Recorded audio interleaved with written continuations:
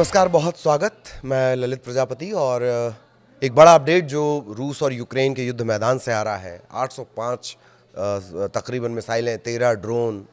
माना यह जा रहा है कि अब तक का सबसे बड़ा हमला रूस की तरफ से यूक्रेन पर किया गया है। एक नवजात बच्चे समेत 3 की मौत हो गई है और ख़ास बात कि कैबिनेट बिल्डिंग ही खाक हो गई है, जहां पर बैठकर सारी रणनीति बनाई जाती थी। कौन कैसे अटैक कर रहा है वो जगह ही खाक कर दी गई। तो यूक्रेन की राजधानी कीव पर एक बार फिर रूस के भारी हवाई हमलों से वो दहल उठा है। रात भर चली ड्रोन और मिसाइल की बरसात से कई इलाके तबाह हो गए हैं। इस दौरान एक शिशु समेत 3 लोगों की मौत हो गई, 18 लोग इसमें घायल हो गए। हमलों में यूक्रेन की कैबिनेट ऑफ मिनिस्टर्स सरकारी मुख्यालय की जो इमारत है उसमें भी आग लग गई, जो युद्ध शुरू होने के बाद पहली बार इसे निशाना बनाया गया है। सरकार की तरफ से जारी बयान में बताया गया कि इमारत की ऊपरी मंजिलें और छत बुरी तरह क्षतिग्रस्त हुई है। प्रधानमंत्री यूलिया स्विरिडेंको ने कहा है कि दमकल कर्मी लगातार आग पर काबू पाने की कोशिश कर रहे हैं।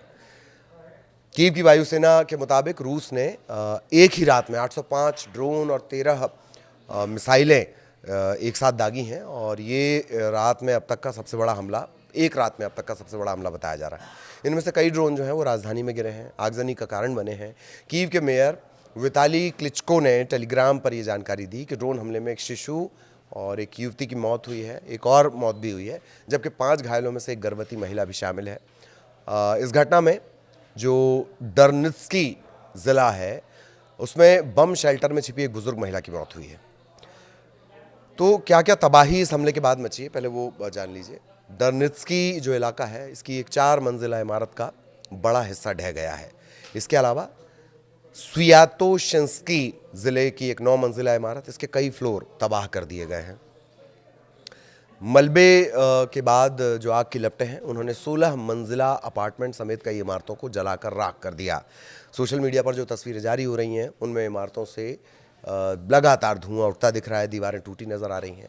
कीव की मिलिट्री प्रशासन के जो प्रमुख हैं तिमर तकाचेंको, उन्होंने आरोप लगाया कि रूस जानबूझकर नागरिक ठिकानों को निशाना बना रहा है। अन्य शहरों में भी धमाके हुए हैं।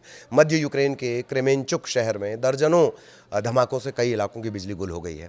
क्रीवी रीह में परिवहन और शहरी ढांचे पर हमला किया गया। ओडेशा की बात करें तो यहाँ आवासीय इलाकों और अपार्टमेंट ब्लॉक इनमें आग लग गई है। फिलहाल रूस की तरफ से कोई आधिकारिक बयान नहीं आया है। दोनों देश नागरिकों को चूंकि निशाना बनाने से इनकार करते रहे हैं, लेकिन हो यही रहा है।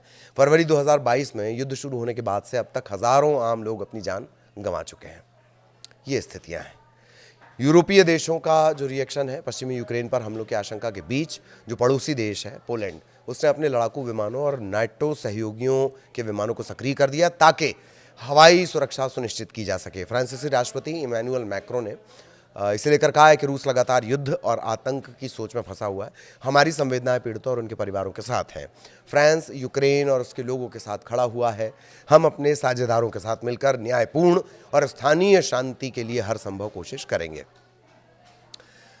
और इससे पहले क्या हुआ था दरअसल घटनाक्रम कि करीब 32 देशों की एक संस्था है, उसने डिस्कशन किया। फिर उसने कहा कि अगर ये युद्ध विराम हो जाता है तो अगर ज़रूरत पड़ती तो यूक्रेन की ज़मीन पर या जो है कि विमान उतार दिए जाएंगे, सैनिक उतार दिए जाएंगे। इस तरह की एक बात निकल कर सामने आई। इसके बाद रूस की मीडिया ने साफ कर दिया कि यूक्रेन में सुरक्षा गारंटी देने के लिए विदेशी सैनिकों की तैनाती की कोई स्थिति क्रेमलिन स्वीकार नहीं करेगा। और बाकायदा वहाँ के जो प्रवक्ता हैं दिमित्री पेस्कोव, उन्होंने रूसी मीडिया से बात करते हुए कहा था कि क्या विदेशी, खासकर यूरोपीय और अमेरिकी सैन्य टुकड़ियाँ यूक्रेन को सुरक्षा और गारंटी दे सकती हैं? बिल्कुल नहीं, वे नहीं दे सकते। अब ये बयान कब आया था? तब भी राष्ट्रपति इमैनुअल मैक्रो फ्रांस के जो है उन्होंने कहा था कि 26 देश है, वो 32 मैंने कहा था, 26 पश्चिमी देशों ने औपचारिक रूप से ये दावा और वादा किया है कि युद्ध विराम होने के अगले दिन वो ज़मीन या समुद्र या हवा किसी भी रास्ते से अपने सैनिक भेज सकते हैं। कोलिएशन ऑफ विलिंग ये संगठन है। इसमें 35 देशों के शिखर सम्मेलन के मतलब रिप्रेजेंटेटिव यहाँ पर जुड़े थे। 26 देशों ने ये गारंटी दी कि आने वाले दिनों में अमेरिका समर्थन को अंतिम रूप दे देगा। इसमें यूरोपियन यूनियन के देश के जो नेता हैं वो भी शामिल हुए थे। कुल जमा ये कहा गया कि हम पूरी गारंटी देंगे, अगर आपको कोई भी मदद चाहिए है हम वहाँ पर विमान भेज देंगे, सैनिक भेज देंगे। लेकिन रूस ने कहा है कि ये सुरक्षा की बातें नहीं होंगी। उससे पहले क्या घटनाक्रम हुआ? राष्ट्रपति व्लादिमीर पुतिन ने ये कहा कि ज़ेलेंस्की आए, मॉस्को आकर वो बातचीत करें युद्ध विराम को लेकर, वो मॉस्को आकर युद्ध विराम की बातचीत करें, लेकिन फिर ये नहीं चलेगा कि वो नेटो की भी बातचीत करें, वो नेटो का मेंबर बनने की भी कोशिश करें, या जो अमेरिकी हस्तक्षेप है, जो पश्चिमी देश हैं जो लगातार इस युद्ध को भड़काए रखना चाहते हैं, वो दखल करें। इस तरह की बात नहीं होनी चाहिए। रूस ने एक शर्त भी जड़ दी थी। ये पूरा घटनाक्रम है और अब उसके बाद ये भीषण और भयंकर हमला किया गया। कई मिसाइलों से हमला किया गया, ड्रोन से यह हमला किया गया, कैबिनेट की जो बिल्डिंग है, जो मुख्यालय है कीव में, वही खाक कर दिया गया।